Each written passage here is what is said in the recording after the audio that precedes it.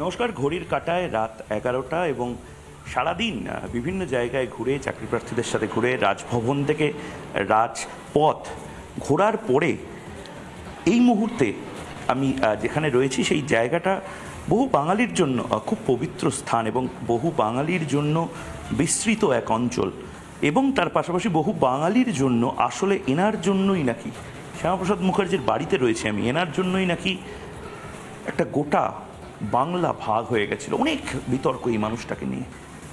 ভারত কেশরী শ্যামাপ্রসাদ মুখার্জির বাড়িতে আজ দিনের শেষটা আমিও করছি, এবং দিনের শেষে ভোটের পথে, ভোটের দেশে এই মুহূর্তে যে জায়গায় স্থিত এই বাড়িটি, সেটা হলো দক্ষিণ কলকাতা লোকসভা। এবং দক্ষিণ কলকাতা লোকসভায় শ্যামাপ্রসাদ মুখার্জির যে বাড়ি, সেই বাড়িতে আমি ঘুরছিলাম এতক্ষণ ধরে, আমি দেখছিলাম যে এখনও যে বাড়িতে বিভিন্ন যে জায়গাগুলো, শ্যামাপ্রসাদ মুখার্জি, আশুতোষ মুখার্জি, যোগমায়া দেবী, চিত্ততোষ মুখার্জি, এই নামগুলো বাঙালির সাথে ওতপ্রোতভাবে জড়িয়ে গেছে। ভালো খারাপ, ভালো মন্দের মধ্যে যে নামগুলো, সেই নামগুলো যেন এই প্রত্যেকটা থাম, এই প্রত্যেকটা বাড়ির দেওয়াল, এই প্রত্যেকটা চুন ধরে যাওয়া, চুন খসে পড়া পেলেস্তারা মনে রাখবে। এবং এর পাশাপাশি আমি যেখানে এসছিলাম, আমি দেখছিলাম যে বিজেপির লাগাতার এখানে মিটিং হচ্ছে এবং এখনও মিটিং চলছে। আমি চেষ্টা করব এখানে দক্ষিণ কলকাতার যিনি বিজেপি প্রার্থী, ওনাকে দেখার। ওখানে মিটিং চলছে এখনও।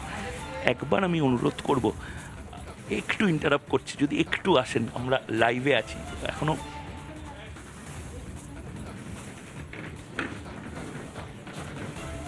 অনুপম দা একটু নিয়ে গেলাম, বাকিদেরও আমি জাস্ট একবার দেখাবো। আমি জানি এখানে গোপন স্ট্র্যাটেজির মিটিং চলছে, কিন্তু একবার চেষ্টা করব এই ছবিটা একটু দেখিয়ে, একটু যদি আসে। প্রচণ্ড ব্যস্ততা চলছে, প্রচণ্ড ব্যস্ত।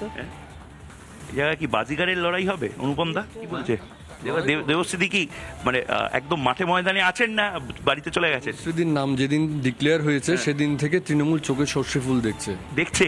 বাংলার লোককে এপ্রিল ফুল বানায়। এখন দেবশ্রীদির নাম যেদিন ডিক্লেয়ার হয়েছে সেদিন থেকে চোখে সর্ষে ফুল দেখছে। দেবশ্রী, আমি যে শ্যামাপ্রসাদ মুখার্জির বাড়িতে রাত 11টা এখন বাজে এবং এখনও লাগাতার মিটিং চলছে, ব্যাক টু ব্যাক মিটিং চলছে।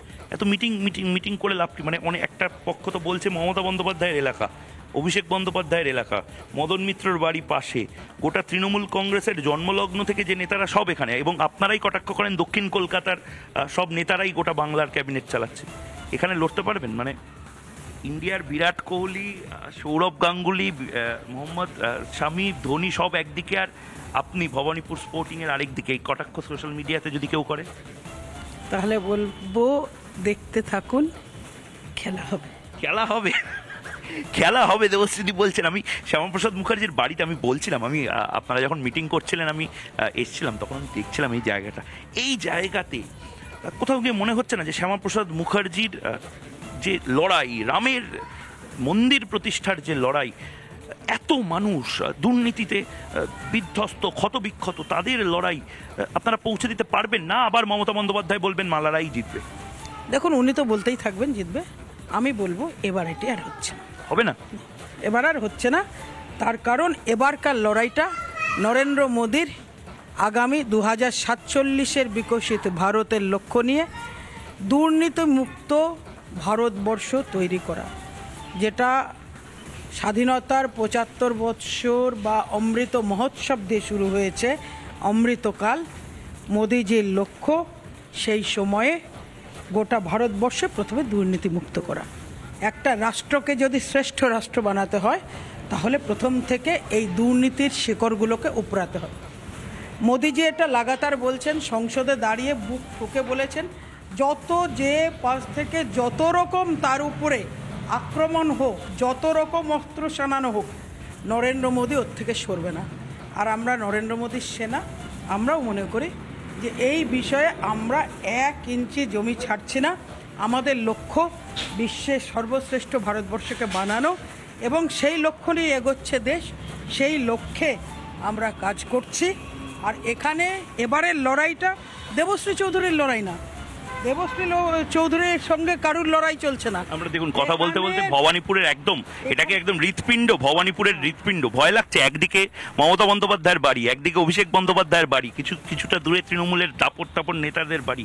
বিজেপি এখানে এমপি যদি হয় এটা ঐতিহাসিক হবে অনেকে বলছেন। আপনার কিসের ভয় লাগছে? আমার না, বিজেপি কর্মীদের মনোবল কি এখনো আছে? এখনো মানে এ তো শুরু হয়েছে, দক্ষিণ হয়েছে, এখানে খেলা হবে।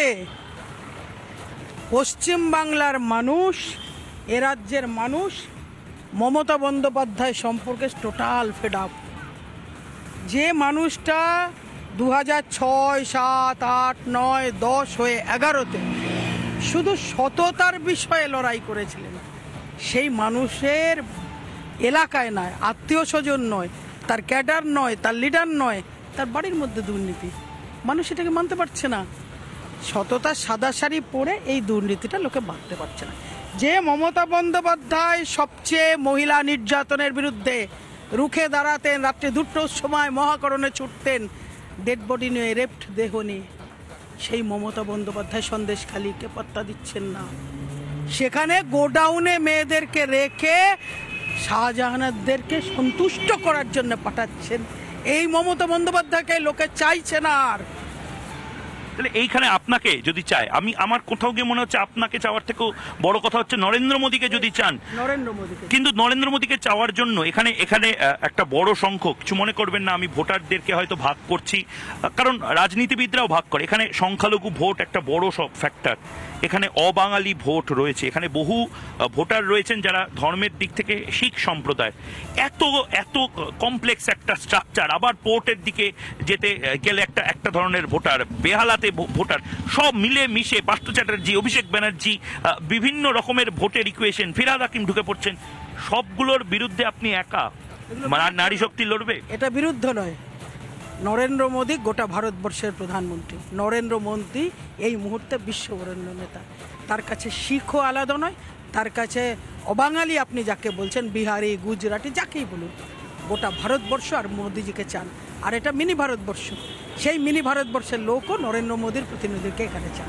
আচ্ছা, আমাকে একটা কথা বলুন, এই বাংলাতে এত ধরনের প্রচার আমরা দেখছি, এই দক্ষিণ কলকাতায় প্রচার করতে করতে আপনার কি মনে হলো যে আপনার কোন জিনিসটা সবচেয়ে চ্যালেঞ্জিং লাগলো, এবং কোনটা মনে হলো যে না, এটা তো আমার জন্য ইজি একটা গেম? দেখুন, আমার কাছে কোনোটাই চ্যালেঞ্জিং নেই, কারণ এই লড়াইটা আমার নিজের লড়াই নয়, এই লড়াই নরেন্দ্র মোদীজির লড়াই। আর নরেন্দ্র মোদীজির লড়াই কারোর সঙ্গে হতে পারে এটা আমি মনে করি না। এই মুহূর্তের বিশ্বের সমস্ত মানুষ জেনে গেছে যে মোদীজি ছাড়া তৃতীয়বারের সরকার অন্য কেউ গড়ছে না। তৃতীয়বারে মোদীজি সরকার গড়ছে, 2024 মোদীর নেতৃত্বেই সরকার হচ্ছে। এখানকার মানুষ জেনে গেছেন। এখানকার মানুষের জন্য একটাই চ্যালেঞ্জিং, তারা কি করবেন? তারা মোদীজির মন্ত্রিসভায় দেশকে এগিয়ে নিয়ে যাওয়ার জন্য যে বিলতে সই আমরা করতে পারবো, এখানকার মোদীজির এমপি করতে পারবে, সেই সমর্থনের দিকে যাবেন, না এখান থেকে একজন সাংসদকে পাঠাবেন যিনি বিগত 5 বছর শুধু সংসদকে অচল করেছেন, কালো কাপড় দিয়ে মাথায় হাড়ি নিয়ে শুধু গিয়ে নেচেছে। এবার যদি আপনাকেও যদি তৃণমূলের লোকেরা বলে বা সাধারণ ভোটাররা বলে আপনিও বহিরাগত, আপনি উত্তরবঙ্গ থেকে দক্ষিণ কলকাতায় একদম ভোট লড়ছেন, আমি মনে করি আমি ভারতবর্ষের নাগরিক, আমি গোটা ভারতবর্ষের জন্যে এইখানকার নাগরিক বলে আমি কোথাওকার বহিরাগত নই। আর উনি সম্ভবত সে কথা বলবেন না। আচ্ছা, আমাকে, কারণ আমি দমদমের ভোটার, দমদমে উনি প্রার্থীটা বিচার করলে বুঝবেন সম্ভবত উনি। এবার আপনি দমদমের যে একসময় দাওয়াই দেওয়া হতো সেটা কি দক্ষিণ কলকাতাতেও আনতে পারেন? আমি দমদমের ভোটার, আমি যদি দক্ষিণ কলকাতায় বহিরাগত উনি বলেন, তাহলে দমদমে উনি যাকে দাঁড় করিয়েছেন তাকে কি বলবেন আগে দেখে নিতে হবে। আমাকে একটা কথা বলুন, যে এই গোটা বাংলা বারবার যে একটা বিষয় নিয়ে সবচেয়ে আতঙ্কিত হচ্ছে, যে এই দুর্নীতিগ্রস্ত চোর ছাচোর বিভিন্ন জায়গায় ঘুরে বেড়াচ্ছে, কারোর তো কিছু হচ্ছে না, মানে জেলে তো যাচ্ছে না, মাস্টার মাইন্ড কবে জেলে যাবে? দেখতে থাকুন, আগে দেখতে থাকুন, আগে দেখতে থাকুন। আচ্ছা, আমি মোদীজি চ্যালেঞ্জ দিয়ে বলেছেন, সিনা ঠুকে বলেছেন যে কেউ পাবে না। মালা রায়কে হারাতে পারবেন? এটাকে আমি মালা রায়ের সঙ্গে লড়াই বলে ধরছি না। কার সাথে লড়াই? বাস আপনারা যা বোঝেন। আমি বলছি মমতা বন্দ্যোপাধ্যায়ের সাথে মোদীজির মমতা বন্দ্যোপাধ্যায়ের সঙ্গে লড়াই, আমি শুধু মোদীজির প্রতিনিধি। রাতে খাওয়া হচ্ছে কি এখন মানে শিডিউল কিরকম যাচ্ছে? আমি দেখছি আপনার ভাইও দাঁড়িয়েছে, প্রচুর কার্যকর্তাও রয়েছে, ওনারাও এখনো মিটিং মিছিলের মধ্যে রয়েছেন। তা আপনাদের মানে আমি ছোট করে জানতে চাই খাওয়া দাওয়া কিরকম শিডিউল লাগাতার? খেলেও হয়, না খেলেও হয়। আচ্ছা আমি শেষ একটা কথা বলছি, এই ভোট লুট যে হতে পারে সেই লুটটাকে আটকাবেন কি করে? কিসের লুট হবে? ভোটের দিন কোনো মোদিজি নিজে বলেছে কোনো লুট হবে না, হবে না, কোনো লুট হবে না। লুট হলে এখানকার লোক বোঝাবে। কি বোঝাবে? এটা তো সাধারণ মানুষ এবার নেমে বোঝাবে। সাধারণ মানুষ এবার নামবে। সাধারণ মানুষকে তো ভোটই দিতে দেখতে থাকুন। কি সিক্রেট রেখেছেন বলুন? দেখতে থাকুন না, মানে কোনো ভোট হবে, মানুষ ভোট দেবে, মানুষ পরিবর্তন চায়, মানুষ দেশকে এগিয়ে নিয়ে যেতে চায়। এই লুটতরাজি লোকে মানবে না, এটুকু আপনাকে বলে দিলাম। বাদ বাকি আগে কি হবে দেখা যাবে। বেশ, আমি লাস্টে একবার যারা এখানে রয়েছেন তাদের সাথে একবার কথা বলতে চাই। কি মনে হয় প্রার্থী যে কথাগুলো বলছেন? প্রার্থী আমাদের এখানে সংগঠনের কাজে বিগত 10 বছর এখানে ঘোরাঘুরি করেছেন। ওনার পরিচিতি এখানে সবার মধ্যে আছেন, কর্মীদের মধ্যে পরিচিতি আছে, সাধারণ মানুষের মধ্যে পরিচিতি আছে। এর থেকে ভালো ক্যান্ডিডেট আমাদের এখানে পেতাম আর না। উল্টো দিকে যারা আছে তাদের নিয়ে কি বলবেন? দেখুন, এতদিন তো সেরকম আমাদের লড়াকু দিদির মতন পাইনি। দিদির সঙ্গে আমরা 10 বছর ধরে কাজ করেছি দিদির আন্ডারে। মানে এখন কি গরমের মধ্যে এনার্জি ড্রিঙ্ক এসে গেছে নাকি? এনার্জি ড্রিঙ্ক আগে থেকে এনার্জি আছে। দক্ষিণ কলকাতায় কি এখন? উনি তো আমাদের আগে সাধারণ সম্পাদক ছিল বাংলার, তারপরে এমপি হয়েছে। একটা সিটিং এমপি আমাদের কাছে চলে আসে, তো আমরা তো এনার্জি কেন এমনি ঊর্জাবান, কারণ আমাদের সঙ্গে মোদি, আমরা মোদি পরিবার। এখানে জয় শ্রীরাম বলতে আপত্তি নেই? কোনো আত্ম নেই, জয় শ্রীরাম, কোনো ঝামেলা নেই, কিছু নেই। বেশ, জয় মা ভারতী, জয় শ্রীরাম বলছে দিদি। আমি আপনার থেকে কিছুটা টাইম নিয়েছিলাম এবং তারপর আমি নিজেও শ্যামাপ্রসাদ মুখার্জির বাড়িটা দেখছিলাম, একেবারে শুনশান হয়ে গেছে এই মুহূর্তে ভবানীপুর। আমি থ্যাংক ইউ আপনাকে। এই সময়টা আমি এবার সকাল থেকে রাত অব্দি একদিন ঘুরবো। এবং কি খেলা হবে শুরুতে বললেন, কি খেলাটা খেলবেন বলুন তো? যে খেলা রায়গঞ্জে খেলেছিলাম।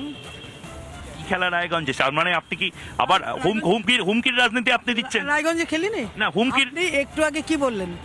আপনি একটু আগে পার্সেন্টেজ বললেন না, এখানকার পার্সেন্টেজ সঙ্গে রায়গঞ্জের পার্সেন্টেজ মিলিয়ে দেখুন। ওখানেও সবাই ভেবেছিল কিচ্ছু করতে পারবে না, খেলেছে তো। ভোটের দিন ভোট দিতে পারবে খেলা, একটাই খেলা।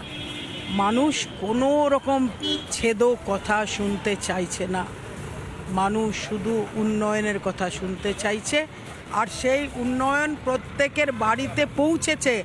আর সেই পৌঁছানোর বিনিময়ে কোনো মেয়েকে রাত্রিবেলা পিঠে ভাসতে যেতে হয়নি। এটা মোদির উন্নয়ন। মানে আপনি বলছেন রায়গঞ্জের যে খেলা খেলেছেন সেই খেলা এখানেও হবে? এটা স্বাভাবিক, এটা খেলা মানে মানুষের খেলা। মানে ভোট দিতে পারবে মানুষ নির্ভয়, নির্ভয় পারবে, হ্যাঁ, নির্দ্বিধায়। নির্দ্বিধায়। উল্টো দিকে যদি বোম নিয়ে কেউ দাঁড়িয়ে থাকে? দেখা যাক, দেখা যাক না। বেশ, অনেক অনেক ধন্যবাদ দিদি। এবং বাকিদেরও আমি আপনাদের মিটিং এর মাঝ থেকে একদম হাইজ্যাক করে নিয়ে আসার মতন আমাকে অ্যারেস্ট না করলেই হলো। আমি যেভাবে আপনাদের মিটিংটাকে একটু ব্যস্ত করলাম, থ্যাংক ইউ সো মাচ।